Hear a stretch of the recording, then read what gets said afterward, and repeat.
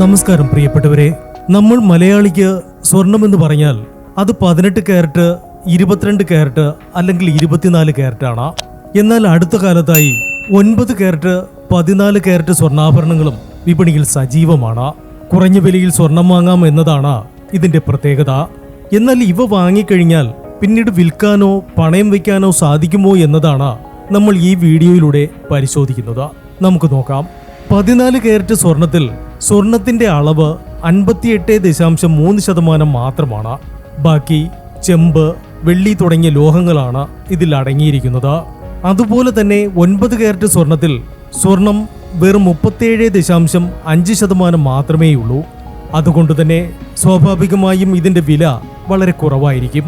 ഇനി നമുക്ക് ഈ സ്വർണം ഒരിക്കൽ വാങ്ങിക്കഴിഞ്ഞാൽ പിന്നൊരിക്കൽ വിൽക്കാൻ സാധിക്കുമോ എന്ന് നോക്കാം. തീർച്ചയായും ഇവ വിൽക്കാൻ സാധിക്കും. പക്ഷെ ചില കാര്യങ്ങൾ നാം ശ്രദ്ധിക്കേണ്ടതുണ്ട്. പ്രധാനമായും സ്വർണം വാങ്ങുമ്പോൾ അതിൽ ഹാൾമാർക്കിംഗ് ഉണ്ടോ എന്നുള്ള കാര്യം നാം ഉറപ്പുവരുത്തണം. ഹാൾമാർക്കുള്ള ആഭരണങ്ങളാണെങ്കിൽ ഇന്ത്യയിൽ എവിടെയും നമുക്ക് വിൽക്കാൻ എളുപ്പമായിരിക്കും. നിലവിലിപ്പോൾ 9 കാരറ്റ്, 14 കാരറ്റ് ആഭരണങ്ങൾക്കും BIS ഹാൾമാർക്കിംഗ് ലഭ്യമാണ്. അതുകൊണ്ട് തന്നെ തീർച്ചയായും ഇവ വിൽക്കാനും സാധിക്കും. 9 കാരറ്റ് അല്ലെങ്കിൽ 14 കാരറ്റ് ആഭരണങ്ങൾ വിൽക്കുന്ന സമയത്ത് ആ ആഭരണത്തിലുള്ള സ്വർണത്തിന്റെ അളവിന് മാത്രമുള്ള വിലയെ നിങ്ങൾക്ക് ലഭിക്കൂ. 9 കാരറ്റ്, 14 കാരറ്റ് ആഭരണങ്ങൾ സാധാരണയായി നിങ്ങൾ വാങ്ങിയ അതേ ജ്വല്ലറി തന്നെ വിൽക്കുന്നതാണ് ഏറ്റവും ലാഭകരം. മറ്റു കടകൾ ചിലപ്പോൾ വേസ്റ്റേജ് എന്ന പേരിൽ വിലയിൽ വലിയ കുറവ് വരുത്താൻ സാധ്യതയുണ്ട്.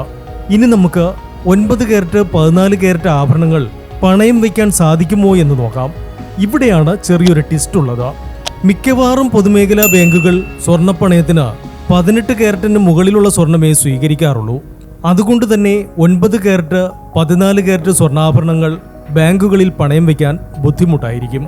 എന്നാൽ ചില പ്രൈവറ്റ് ഫിനാൻസ് സ്ഥാപനങ്ങളോ അല്ലെങ്കിൽ ലോക്കൽ പണയം ഇടപാടുകാരോ ഒരുപക്ഷെ ഇത് സ്വീകരിച്ചേക്കാം. പക്ഷെ പലിശ നിരക്ക് കൂടുതലായിരിക്കാൻ സാധ്യതയുണ്ട്. ഇവിടെ ശ്രദ്ധിക്കേണ്ട മറ്റൊരു കാര്യം, 9 കാരറ്റ്, 14 കാരറ്റ് ആഭരണത്തിന്റെ തൂക്കത്തിനല്ല, അതിലെ സ്വർണത്തിന്റെ അളവിനായിരിക്കും നിങ്ങൾക്ക് ലോൺ ലഭിക്കുക.